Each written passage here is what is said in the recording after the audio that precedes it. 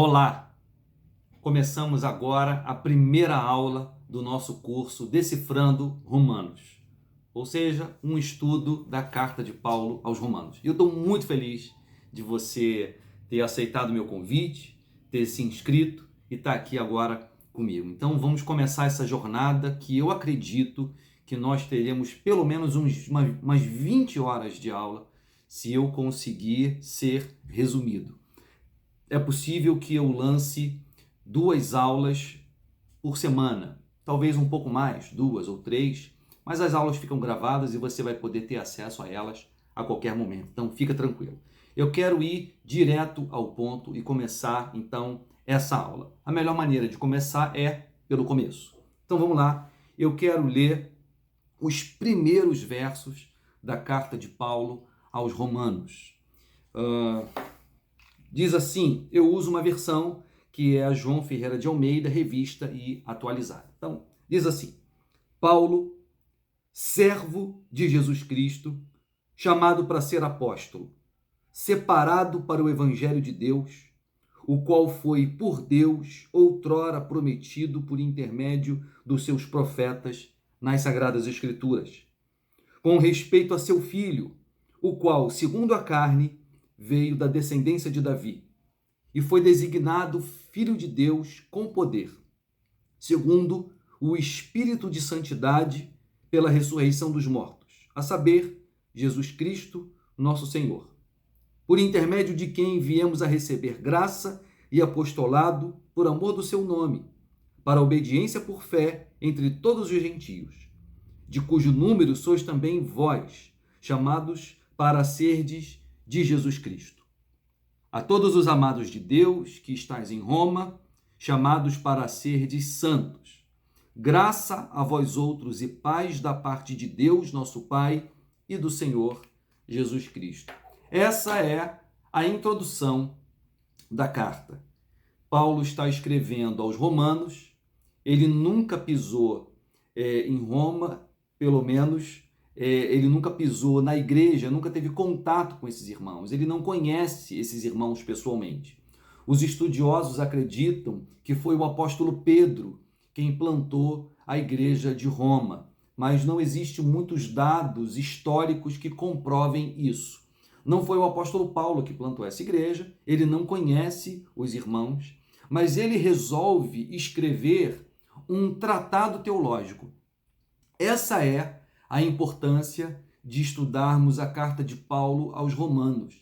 Diferente das outras cartas que têm um tom de pessoalidade, que ele está resolvendo problemas específicos das igrejas que ele conheceu, como por exemplo, 1 e 2 Coríntios, igreja que ele plantou na cidade de Corinto. Ele recebe uma carta do pastor dessa igreja, onde o pastor relata problemas que eles estão passando dentro dessa igreja. E a carta que Paulo escreve é a resposta à carta dessa igreja. Então, 1 e 2 Coríntios é uma carta pessoal, uma resposta. Ele está tratando de problemas daquela comunidade local. A carta dele aos Romanos, não, ele não conhece essa igreja, ele não está escrevendo especificamente para tratar de problemas da igreja, não. Ele quer deixar para essa igreja que está na capital do mundo na época, que era Roma, ele quer escrever um tratado teológico, as principais verdades da fé cristã e por o que a Bíblia veio. É uma espécie de... A Bíblia está aqui por quê? Qual é a mensagem de Deus para o mundo? E aqui ele escreve de maneira organizada, fantástica, inteligente. Tudo que a gente vai estudar é muito polêmico. Por incrível que pareça, as doutrinas mais básicas da fé cristã, elas são, por muitos de nós, da maioria dos cristãos, infelizmente desconhecidas. Se são conhecidas, existem diferentes versões, diferentes teólogos ou linhas teológicas que interpretam de forma diferente cada doutrina. A minha linha é a reformada calvinista. Portanto, o que eu trago para vocês aqui é a partir de um ponto de vista calvinista, reformado. Apesar de eu ter muita influência do pensamento de Lutero, e vocês vão ver isso claramente ao longo do nosso estudo, a visão que eu trago é reformada. Portanto, eu sempre vou trazer um ponto de vista de Calvino e de teólogos calvinistas e o ponto de vista de Lutero sobre ou o texto ou os conceitos, as doutrinas ensinadas pelo texto. Então vamos lá, eu quero ver algumas coisas interessantes que Paulo nos apresenta nesses primeiros versos introdutórios da sua carta. Ele se apresenta, Paulo, servo de Jesus Cristo, chamado para ser apóstolo, separado para o evangelho de Deus, o qual foi, por Deus, outrora prometido por intermédio dos seus profetas nas Sagradas Escrituras. Então, a primeira coisa que eu quero chamar a atenção de vocês é Paulo dizendo que ele está falando do evangelho de Deus. Então, ele diz que o evangelho, e a palavra evangelho vem do grego, que significa boa nova, boa notícia. Então, o evangelho é uma boa notícia. E ele está dizendo que essa é a boa notícia de Deus. Ele diz, o evangelho de Deus. É assim que ele fala no primeiro versículo. A mensagem de Paulo e a carta aos Romanos é a mensagem do evangelho. E esse evangelho, essa boa notícia, é evangelho, é boa notícia que Deus traz para mim e para você, para o mundo. O qual foi por Deus outrora, antigamente, em outro tempo, prometida por intermédio dos seus profetas nas Sagradas Escrituras. Aqui a gente tem uma informação muito preciosa. Paulo dizendo que o Antigo Testamento já vinha anunciando o Evangelho de Deus. E o que é o Evangelho de Deus? É a boa notícia a respeito do seu Filho, Jesus Cristo. Portanto, o Antigo Testamento, todo ele ensina sobre Jesus Cristo. E aí a gente precisa aprender a desenvolver um olhar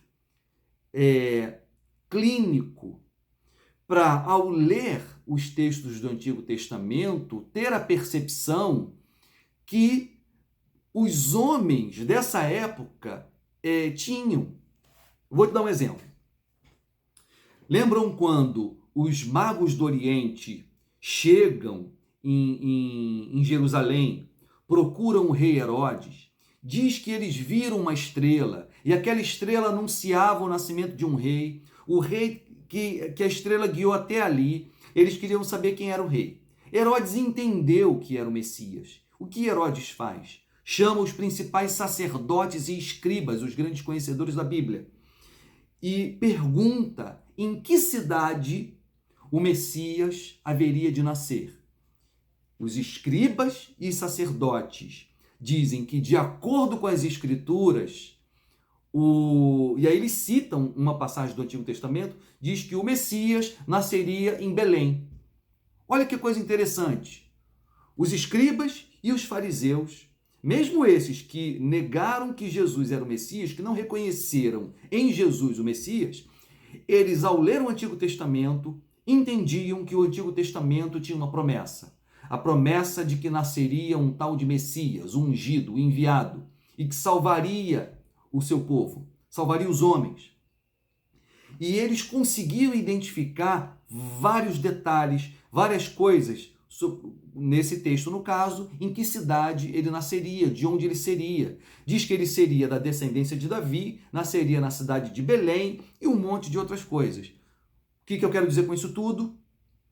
É possível, ao ler o Antigo Testamento, enxergar no Antigo Testamento uma promessa profética que o Antigo Testamento trazia, de que viria o Messias, o ungido, e de que ele seria o Salvador. E os homens que liam o Antigo Testamento tinham esse olhar. Eu quero chamar a atenção para você de um outro texto. Eu gosto muito desse texto. Está em Hebreus, capítulo 11. Olha que interessante. Para você entender o seguinte, presta atenção no que eu vou falar agora. Todas as pessoas que foram salvas no Antigo Testamento, elas foram salvas pela fé em Jesus. Ou seja, pela fé no Messias. Eles não sabiam que o nome do Messias seria Jesus, mas todo mundo que foi salvo no Antigo Testamento foi salvo pela fé no Messias que viria. E nós, hoje, somos salvos pela fé no Messias que veio. Ninguém foi salvo pela pregação da lei, ninguém foi salvo porque era bom, ninguém foi salvo porque era honesto, ninguém foi salvo porque sacrificava por perdão dos seus pecados. Quem foi salvo pela fé no Messias. Olha só que texto interessante, Hebreus capítulo 11, do verso 23 em diante, diz assim: pela fé, Moisés, apenas nascido, foi ocultado por seus pais durante 3 meses, porque viram que a criança era formosa, contando a história de Moisés. Também não ficaram amedrontados pelo decreto do rei. Pela fé, Moisés, quando já homem feito, recusou ser chamado filho da filha de Faraó, preferindo ser maltratado junto com o povo de Deus a usufruir prazeres transitórios do pecado. Agora, olha o verso 26.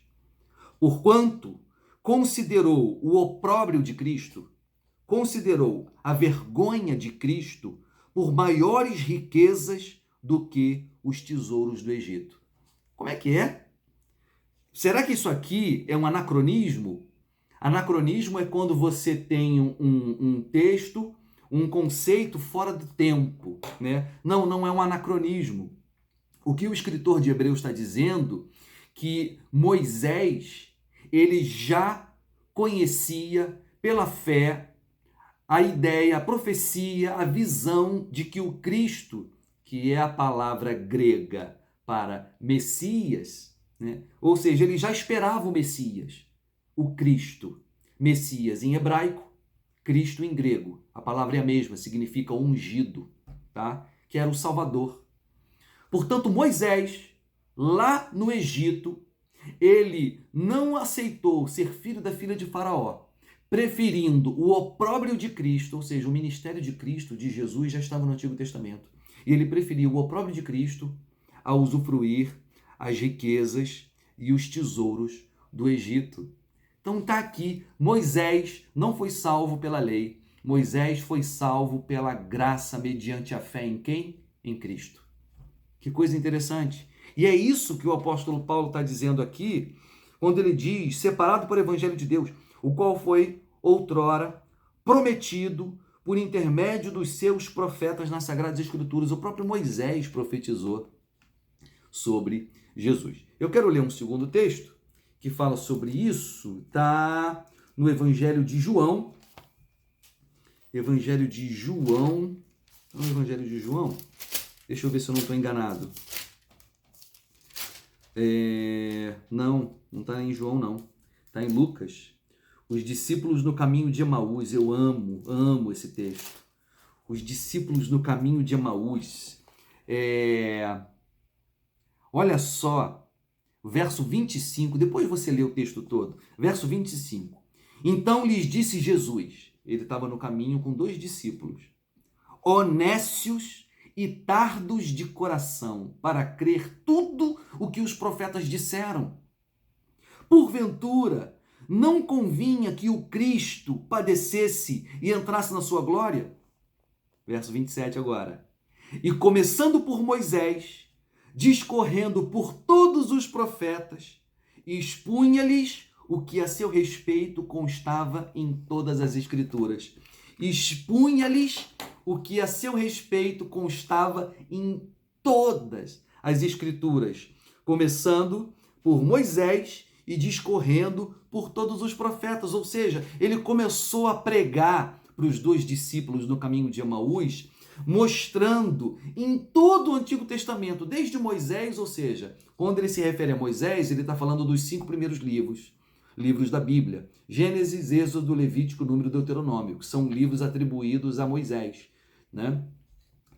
Então ele está mostrando nesses 5 livros e depois em todos os profetas, ou seja, no restante de todo o Antigo Testamento, como a Bíblia fala, promete e explica como seria o ministério de Jesus, do Messias, ou o Cristo.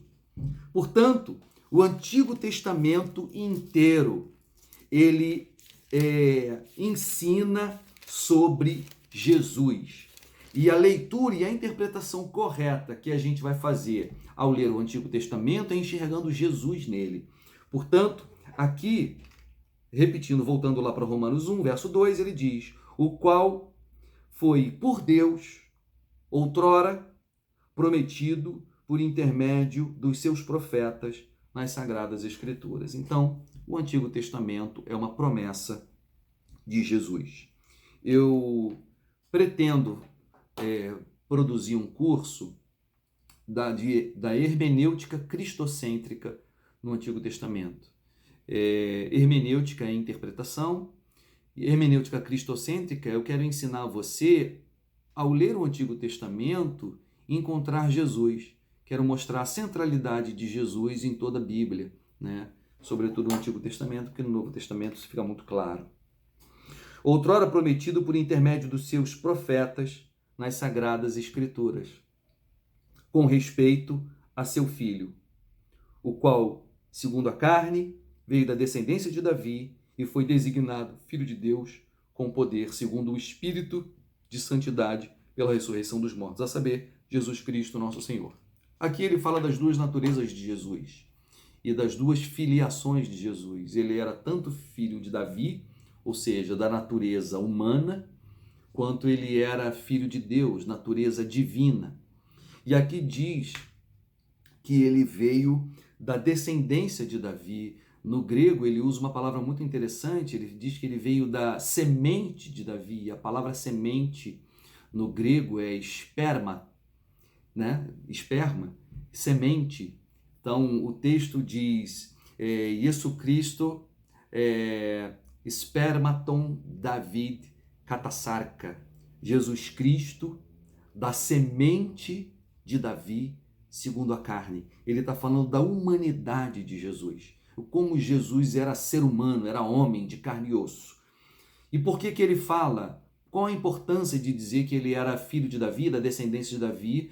Porque as profecias do Antigo Testamento diziam que o Messias viria da descendência de Davi. Então ele está falando aqui, isso é importante para os judeus, que é um cumprimento da profecia a respeito do Messias. Depois ele diz que foi designado Filho de Deus com poder. Foi designado, essa palavra não está muito bem colocada aqui, não é uma tradução ideal, porque quando diz que foi designado Filho de Deus, parece que ele não era Filho de Deus, né? E foi designado no curso da história, né? Foi designado Filho de Deus com poder, mas não é isso que significa. Quando ele diz foi designado Filho de Deus, diz que ele foi demonstrado Filho de Deus. Ou seja, o que deixou claro que ele era Filho de Deus foi a ressurreição. A ressurreição deixou claro que ele era Filho de Deus. Deixa eu chamar a atenção de vocês para isso. Ele diz, ele foi designado Filho de Deus com poder, segundo o Espírito de santidade pela ressurreição dos mortos, a saber, Jesus Cristo, nosso Senhor. Ele está dizendo que o que deixou claro para o mundo que Jesus era o Messias foi a maneira poderosa, né? Por isso que ele diz com poder, a maneira poderosa como o Espírito Santo o ressuscitou no terceiro dia. Eu quero chamar a atenção de você para uma coisa.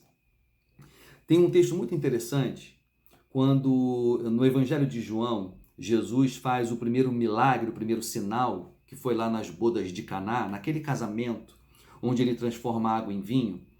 A mãe de Jesus estava no casamento. Quando o vinho acaba, a mãe de Jesus vira para Jesus e diz, o vinho acabou, né? Esperando que ele resolvesse o problema, o que ele vai fazer. Ele vira para ela e fala uma frase muito interessante. Ele diz, mulher, o que tenho eu contigo? Ainda não é chegada a minha hora, ou ainda não é chegada a sua hora. Depois eu vou conferir isso aqui, tá? Por que Jesus fala essa frase? E por que essa frase tão enigmática está na boca de Jesus? A questão é a seguinte, gente. Lembrem, Maria, quando ela engravidou de Jesus, ela ainda não era casada com José, ela era noiva de José. Pois bem, quando isso aconteceu, foi um escândalo, porque eles não podiam ter sexo antes do casamento, apesar de serem noivos. Portanto, Maria ficou difamada por ter se deitado supostamente com José. Só que Maria contou que ela foi engravidada do Espírito Santo. O José acreditou porque o anjo apareceu para ele e disse que era verdade. Só que é muito provável que ninguém tenha acreditado na história de Maria. Quando Maria está ansiosa para que Jesus faça um milagre, o que Maria quer? Que as pessoas descubram que ele é o Messias e que, portanto, a vergonha dela caia por terra. Só que Jesus, o que Jesus está querendo dizer para ela, dessa forma enigmática, é: Maria, as pessoas não vão acreditar que eu sou o Messias porque eu vou transformar água em vinho. As pessoas não vão acreditar que eu sou o Messias porque eu faço milagres. As pessoas só vão acreditar que eu sou o Messias quando eu ressuscitar ao terceiro dia. E essa hora ainda não chegou. É isso que Jesus está dizendo. Ainda não é chegada a sua hora. Ou seja, a hora de você ser honrada e descobrirem que você não estava mentindo. Mas isso não será feito agora, só quando eu ressuscitar. É isso que Jesus está dizendo para Maria nessa frase tão enigmática. Bom, pelo menos é isso que eu acredito que ele esteja querendo dizer ao dizer essa frase. E há muita coerência no que eu estou dizendo, vamos combinar. A gente vai ter um chat e vocês vão poder colocar ali as suas perguntas e as suas contribuições e eu vou responder, tá? Isso vai acontecer, a gente pode conversar abertamente sobre isso e vai ser mal barato a gente fazer isso, tá bom? Portanto, está aqui ele dizendo que Jesus foi declarado, manifestado, ou seja, ele já era filho de Deus, mas ele foi manifestado filho de Deus de uma forma poderosa pelo Espírito de Deus na ressurreição dos mortos. Aí sim ficou claro para todo mundo que ele era o Filho de Deus. Por intermédio de quem viemos a receber graça e apostolado por amor do seu nome. Aqui é a introdução do apóstolo Paulo, que ele já traz nessas poucas palavras muito conteúdo e conteúdo precioso. Continuando, do verso 8 ao verso 14, Paulo dá continuidade às saudações, dizendo que não os conhece pessoalmente, que quer muito ir a Roma, quer muito poder pessoalmente pregar o evangelho para eles e tudo mais. Tá? Eu não vou ler essa parte porque eu quero me ater às questões doutrinárias, os ensinos teológicos da Bíblia. Tá? Então eu vou pular essa parte. E eu quero ler com vocês dois versos, os versos 16 e 17. Eu quero chamar a atenção de vocês para esses dois versos porque eles são muito importantes, mas muito importantes. Eles são doutrinariamente importantes, eles são historicamente importantes. Por que eles são historicamente importantes? Foi lendo esses dois versículos aqui, versos 16 e 17, que Martinho Lutero entendeu o Evangelho pela primeira vez. Ele conta a experiência dele, ele chama de a experiência da torre. Lutero, ele já era doutor em teologia, ele era professor no seminário de teologia, na faculdade de teologia, ele estava lendo a carta aos Romanos para poder lecionar essa carta. Olha que coisa interessante, gente, para você ver como a leitura da Bíblia não é uma coisa simples, não é fácil, né? E a importância que tem a gente entender o texto. Ele era doutor em teologia, professor de teologia, ele estava lecionando Romanos e ele não havia, por exemplo, aprendido o básico. Ele não havia entendido a mensagem do Evangelho. Isso é muito curioso. Mas é fantástico ao mesmo tempo. Porque como pode um doutor em teologia, professor do seminário, não havia entendido o Evangelho? E ele leu os versos 16 e 17, ele estava na torre do castelo, né, do seminário, e ele diz que ao ler esse texto, o Espírito Santo o visitou, as escamas dos olhos dele caíram e ele entendeu a palavra de Deus pela primeira vez. Ele chama essa experiência de a experiência da torre. Lutero odiava a expressão justiça de Deus. A justiça de Deus. A justiça, ele detestava essa expressão. Por quê?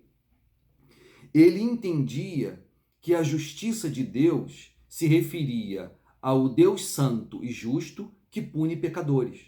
Portanto, ele se arrepiava da cabeça aos pés todas as vezes que ele ouvia ou lia a expressão justiça de Deus, porque ele lembrava que ele era um pecador e que Deus, que era justo e santo, iria julgá-lo no juízo final e, portanto, iria condená-lo, porque ele era um pecador. Uma vez no seminário, quando Lutero ainda era estudante de teologia, alguém perguntou para Lutero: Lutero, você ama Deus? E aí a resposta dele foi: eu? Se eu amo Deus? Claro que não. Eu odeio Deus. Deus me criou pecador, ele é 3 vezes santo e justo, ele diz que eu peco contra ele e diz que no final serei condenado. Como posso amar esse Deus? O que é interessante é o nível de honestidade que esse homem tem. E eu quero te falar uma coisa, meu irmão e minha irmã. Sem honestidade, a gente não consegue enxergar a verdade. E a gente não consegue ter intimidade com Deus. E a gente vive um tempo onde a performance, a nossa performance de felicidade, de alegria, de santidade, de uma vida moralmente correta, ela é muito fake. Ela é muito fake, né? Nós estamos sendo moldados por uma geração de Instagrammers, né? A gente gosta de ficar bem na foto do Instagram. A gente tem uma vida cheia de filtro. A gente só mostra as partes boas da vida. Existe hoje uma ditadura da felicidade, onde você tem que ser bem-sucedido, alegre, feliz, ter fé, esperança, confiança, gratidão. A palavra gratidão está na moda. Agora é empatia. Então você é empático, você é sensível, você compreende todo mundo. E isso é mentira. Não existe esse ser humano com todas essas características. Nos tempos de Lutero, na Idade Média, 100% das pessoas tinham certeza que seriam condenadas, né? E hoje, se você for no presídio, por exemplo, ou em Brasília, 100% das pessoas têm a certeza que serão salvas. Olha a mudança de modelo mental, de paradigma, né? De maneira de se perceber, de perceber o mundo, a si mesmo e Deus. Existe alguma coisa errada, tanto na Idade Média de achar que todos estavam condenados, quanto hoje de achar que todos estão igualmente salvos. Pois bem, Lutero era um homem extremamente sincero e honesto. Ele teve a coragem de dizer que odiava Deus. A boa notícia é que o Deus que ele odiava não era o Deus da Bíblia, né? Era um Deus criado pelo homem, né? Alguém já disse que Deus criou o homem à sua imagem e semelhança. Então o homem foi lá e retribuiu o favor, né? Criou um Deus à sua imagem e semelhança. E esse Deus que Lutero odiava não era o Deus da Bíblia. Tem uma história de um diretor de uma universidade americana, uma história muito interessante. Esse diretor, ele era cristão, um cristão muito piedoso, e parece que isso ficava muito claro. Todos os estudantes daquela universidade sabem que ele é cristão. E uma vez um aluno, esse diretor contou que um aluno entrou na sala dele e disse: eu não acredito em Deus. E aí o diretor olhou para ele e disse: então me fala, como é esse Deus em quem você diz não acreditar? Porque é muito provável que o Deus no qual você não acredita, eu também não acredite. E depois eu vou te contar quem é o Deus em quem eu acredito. Isso é fantástico porque é muito provável que as raivas, as insatisfações, as amarguras que a gente tem para com Deus não dizem respeito a Deus exatamente, mas a projeção equivocada que nós fazemos de Deus, a um conhecimento equivocado que temos de Deus. Eu oro, de verdade, eu oro para que esses nossos estudos revelem um Deus apaixonante e que as amarguras que você tem ou os equívocos que você possivelmente tenha em relação a Deus caiam por terra. E eu espero que ao final desse curso você saia amando mais a Jesus, amando mais a Deus, mais apaixonado por Ele e pela Sua palavra. Essa é a minha missão, né, de ensinar a Bíblia, mas ensinar de forma apaixonada e apaixonante, de uma forma que você se reconcilie com esse Deus de uma forma total. Pois bem, Lutero diz que odiava Deus porque essa justiça era terrível. Até que ele leu esses 2 versículos, diz aí, Paulo falando, pois não me envergonho do Evangelho. Uma outra coisa, se você tem vergonha do Evangelho, não é o Evangelho de verdade. É possível que não seja o Evangelho de verdade que você esteja, do qual você esteja se envergonhando. O Evangelho, por que Paulo diz que ele não se envergonha do Evangelho? Por um motivo, porque havia muitas pessoas no tempo de Paulo que se envergonhavam do Evangelho. E Paulo está dizendo, não me envergonhe do Evangelho, porque o Evangelho é o poder de Deus para a salvação de todo aquele que crê. Primeiro do judeu e também do grego. Visto que a justiça de Deus, aqui é a expressão que Lutero detestava, né? A justiça de Deus se revela no Evangelho, de fé em fé. Como está escrito, o justo viverá por fé. Olha que coisa interessante. Como está escrito, o justo viverá por fé. Ele está citando um texto do Antigo Testamento que está no livro do profeta Abacuque. Eu vou ler já já.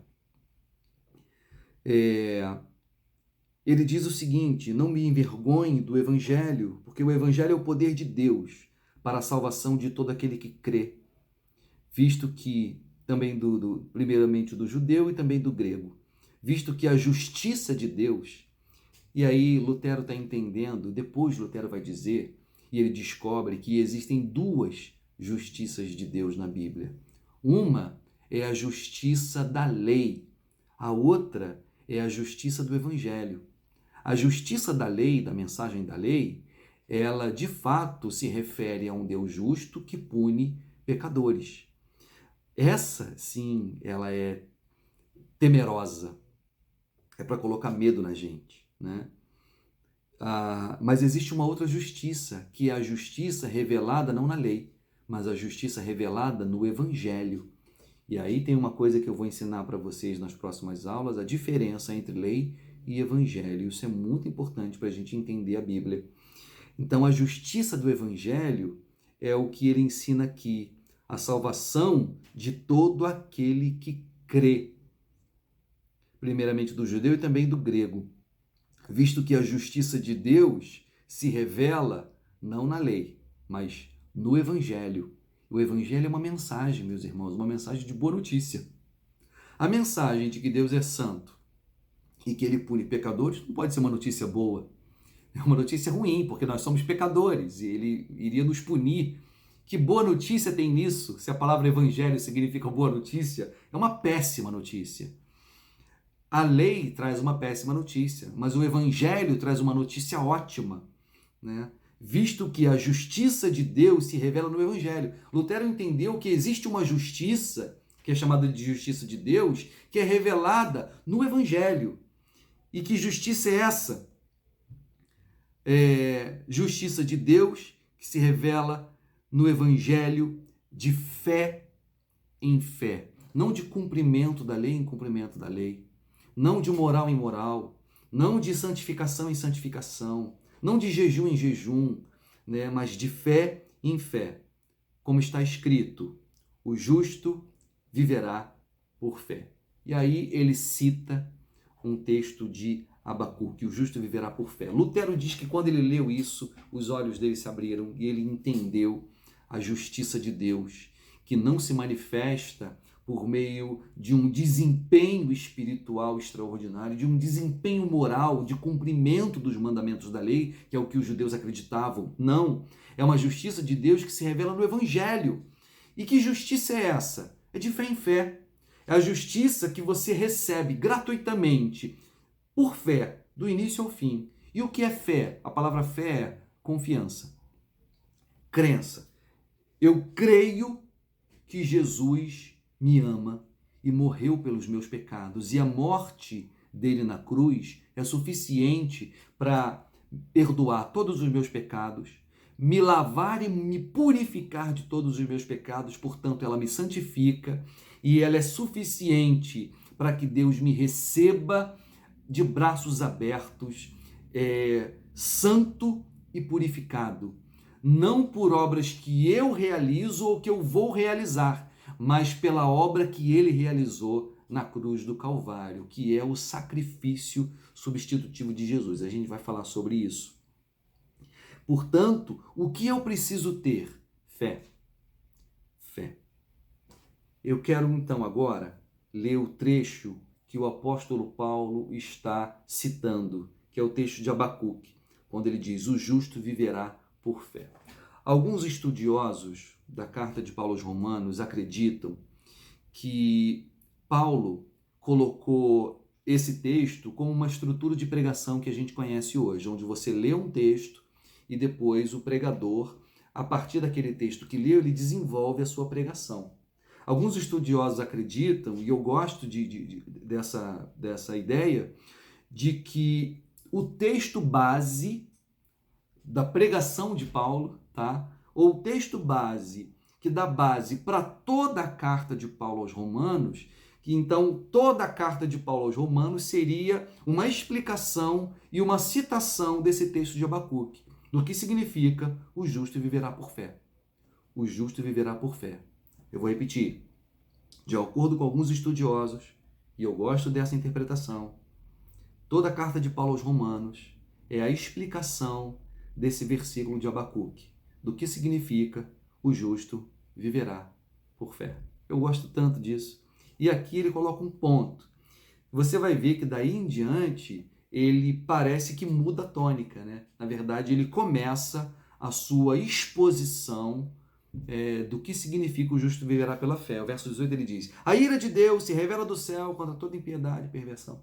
Aí ele vai começar isso, que aliás é o tema da nossa próxima aula, que eu provavelmente, muito certamente vou lançar ainda essa semana, entre quarta e quinta-feira. Eu acho que quarta-feira, tá? Então é isso. Vamos lá. Abacuque, capítulo 2. Tem que botar meu óculos. Gente, eu não sei se vocês estão ouvindo o som de um ronco. Eu tenho uma pitbull. Ela está aqui dentro no ar-condicionado comigo do meu lado, dormindo. E ela está roncando e ela ronca alto. Ai, ai. Se você tem medo de pitbull, quero te dizer a raça mais dócil que existe. Vamos lá. Abacuque, capítulo 2, verso 4. Diz assim o profeta Abacuque: assim como o vinho é enganoso, tão pouco permanece o arrogante, cuja gananciosa boca se escancara como o sepulcro, e é como a morte, que não se farta. Ele ajunta para si todas as nações e congrega todos os povos. Não, eu pulei o texto.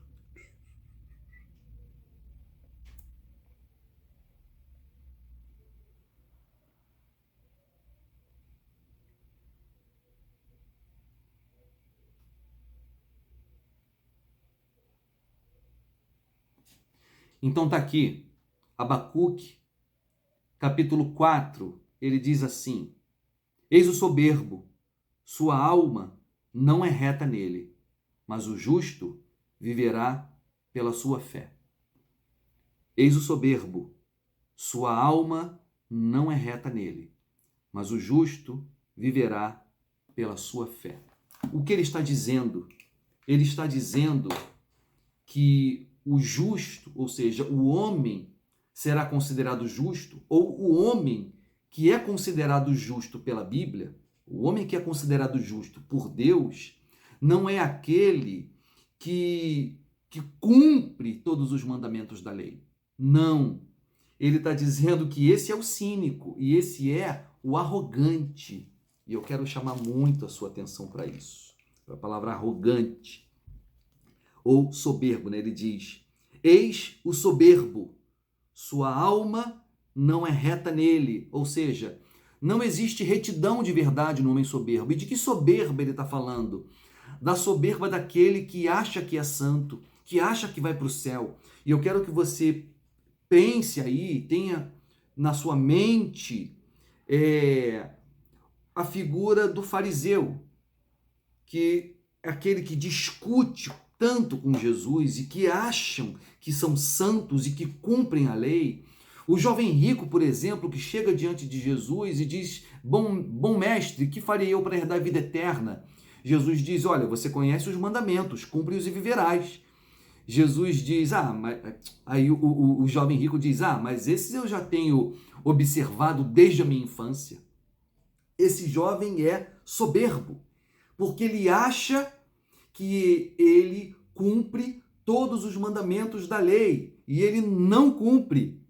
Ele é soberbo.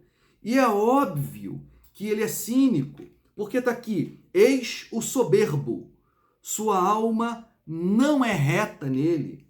Ou seja, não há retidão no jovem rico que diz que cumpre os mandamentos. Não cumpre. Jesus vai colocar a santidade dele à prova. Quando Jesus diz assim: então tá bom, então só te falta uma coisa.